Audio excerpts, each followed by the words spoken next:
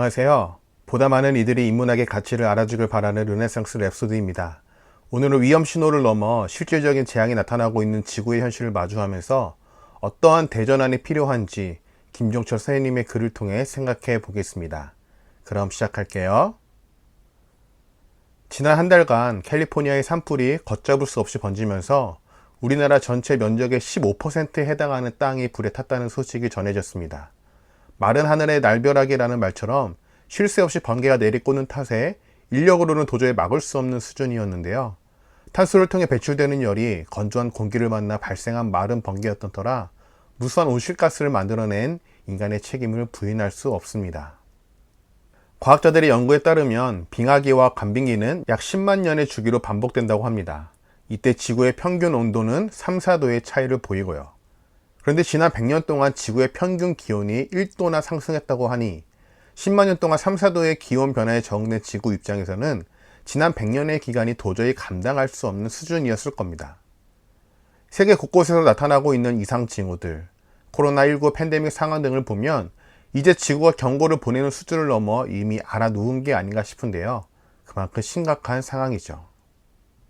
문제는 기후변화에 대한 전 지구적인 위기인식이 어느 정도 공유되고 있지만 적극적인 협력과 실천의 수준은 매우 미비하다는 점입니다. 소위 경제대국으로 불리는 나라들이 탄소 배출에 대한 적극적인 책임을 지기보다 소극적인 자세로 뒷짐지고 관망하고 있어 피해는 고스란히 약소국들이 입고 있고요. 그렇다면 왜 이렇게 지지부진한 상황이 계속 이어질까요? 인류는 환경을 살려야 한다고 말은 하면서 왜 정반대 행보를 보일까요? 요즘 김종철 선생님께서 쓰신 근대 문명에서 생태 문명으로 라는 책을 읽고 있는데요. 몇몇 내용을 소개하며 생각해 보고자 합니다. 특히 따리를 틀고 앉아 인간 세계를 마음껏 농락하는 자본주의의 민낯이 어떠한지 유니언 카바이드와 엑슨 발데스 사건에 대해 책을 읽어 드릴게요. 잘 들어주세요. 산업사회가 강요하는 관료도 통치 체제는 정부나 기업 경영자의 명령에 의해서가 아니라 자본주의 시스템 자체의 확대 재생산 논리에 의해서 강제되고 심화되어 가는 것이기 때문에 어떠한 대기업의 최고 경영자를 할지라도 그가 인간적으로 행동할 수 있는 공간은 매우 좁을 수밖에 없다. 좋은 예는 유니언 카바이드 사건과 엑슨 발데스 사건에서 두 기업의 최고 경영자가 보여준 행동이다. 유니언 카바이드 사건은 1984년 인도 보팔에서 화학 폭발로 2,000명이 죽고 20만 명이 부상당한 사건이며 엑슨 발데스는 1989년 유조선 기름 유출로 알래스카 야생 지역이 광범위하게 오염된 사건이다. 각 회사의 최고 간부는 사고가 나자 모두 놀라 공식적으로 사과하였고 심지어 유니언 카바이드 회장은 자신의 여생을 이 잘못을 보상하는 데 바치겠다고 말하였다. 그러나 그들은 처음에 한 말을 곧 철회했다. 왜냐하면 잘못을 시인하는 그들의 발언이 공표되는 순간 그 기업들의 주가가 폭락하기 시작했기 때문이다. 그리고 무엇보다도 미국의 법률에 따르면 만약 어떤 기업이 이윤 추구를 주목적으로 행동하지 않으면 주주들이 경영진을 상대로 주주들의 권리를 무시했다는 이유로 소송을 제기할 수 있다는 사실이 있었다. 자본주의는 말 그대로 돈을 최고 가치에 두고 운영되는 사회죠. 선택에 영향을 끼치는 가치 기준 역시 돈을 벗어나기가 어렵고요. 왜 서울대에 입학하려고 애를 쓸까요? 왜 대기업에 입사하려고 애를 쓸까요? 왜 서울에 집을 장만하려고 애를 쓸까요? 결국 돈과 관련되어 있습니다. 사회의 여러 복잡한 요소들이 돈으로 얽혀 있다 해도 과언이 아니죠. 방금 글에서 읽은 사건도 마찬가지입니다. 수천 명이 죽는 사고가 발생했어요. 그러면 이유 여하를 불문하고 사건과 직간접적으로 연관된 책임자는 사과하는 게 보편적인 상식입니다. 도덕과 윤리를 배우지 않아도 인간이라면 응당 죄스러운 마음이 드는 게 인지상정이고요. 그런데 두 회사의 최고 책임자들이 매우 인간적인 연민과 미안함을 드러내자 어떤 일이 벌어지죠? 기업의 최고 경영자가 이윤 추구를 목적으로 행동하지 않았다는 이유로 주주들이 들고 일어납니다. 자신들의 이익을 침해했다는 집단 반발이었죠. 이에 최고 경영자 역시 주주들의 입장에 서면서 사과를 철회하는데요. 자본주의 시스템 안에서 온전한 인간성이 발현될 수 있는지 깊은 회의감이 드는 일화입니다. 한스 로슬링이 쓴 팩트풀리스라는 책을 들어보셨나요? 이 책은 우리가 세상을 오해하는 10가지 이유와 세상이 생각보다 괜찮아지고 있다는 사실 충실성에 대한 이야기인데요. 핵심은 산업화 이후 인류의 빈곤층이 확연히 줄어들고 있다는 겁니다. 그러면서 다양한 수치를 곁들여 설명하죠. 의학의 발전으로 아동 사망률이 획기적으로 줄어들었고 식량의 대량 공급으로 기아로 사망하는 인구도 줄어들었다고 말하고요. 그간 인류의 극단적인 명함은 언론이 과다하게 공포를 조장했던 탓이지 실제로 이 세상은 점점 살만한 세상으로 진보하고 있다는 주장을 펼치죠.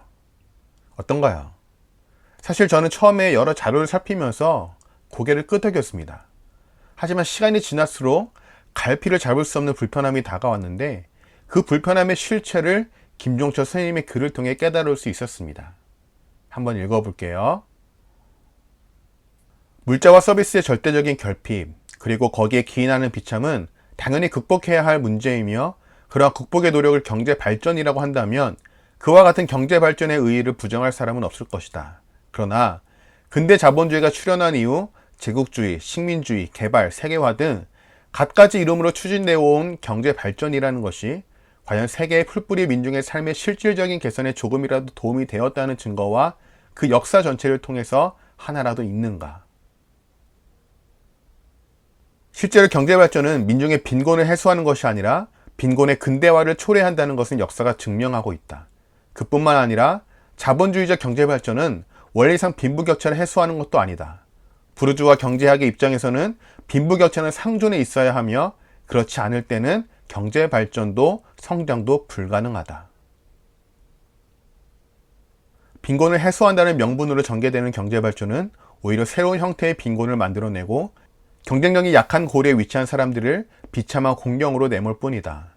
경제발전이나 성장의 논리는 생태적으로나 윤리적으로 받아들일 수 있는 것이 결코 아니다. 경제발전은 빈곤의 해소가 아니라 빈곤의 근대화를 초래한다는 문장이 깊이 각인되는데요. 산업화를 통한 경제발전으로 절대적 빈곤에서는 벗어나게 되었지만 그렇다고 인류가 더 나은 삶을 누리게 된 건 아닙니다. 물론 가치 있는 삶이 어떤 것인지는 평가 자체가 난해한 무형의 요소이지만 끊임없이 잉여 생산물을 소유하라고 부추기는 소비 문화 속에서 빈곤은 오히려 근대화되었죠. 각 개인의 고유 가치가 물질적 소유로 대체된 사회. 이로 인해 인류는 생태적 풍요로움을 잃어버렸고 생명을 발화시키는 땅에 대한 애정도 사그라들었습니다. 김종철 선생님은 바로 이 지점, 즉 땅에 대한 중요성을 강조합니다. 그리고 이 방점은 생태주의로 명명되는 사상으로 연결되고요. 이기적 유전자를 가진 인간의 특성상 본질적으로 생태주의가 가능할지 의문이 피어오르지만 자본주의를 대체할 새로운 시스템이 필요하다면 생태주의 외에는 대안이 없지 않을까 생각합니다. 문제는 우리가 가진 이기심을 얼마나 시스템적으로 억제할 수 있느냐인데요. 마지막으로 이 시대를 진단하는 글귀를 읽으면서 오늘 프리뷰를 마치겠습니다. 지금 세상은 자본주의 근대 문명의 최종 단계를 암시하는 징후들로 넘쳐나고 있습니다. 문제는 이 상황에서 자본주의가 가지고 있는 야만주의가 가장 난폭하게 나타날 가능성이 높다는 점이죠. 그리고 그 이후의 세상이 어떻게 될지는 아무도 모릅니다.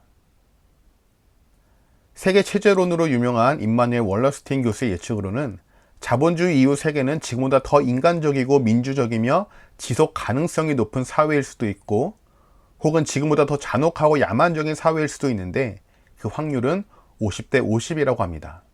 요컨대 어떤 사회가 될 것인지는 우리가 하기에 달렸다는 거죠. 혹시 이 책에 대한 관심이 생기신다면 한번 읽어보시고요. 틈틈이 이 책에 대한 리뷰를 업로드해 보겠습니다. 모두 좋은 하루 되시고요. 다음 영상으로 또 찾아오겠습니다.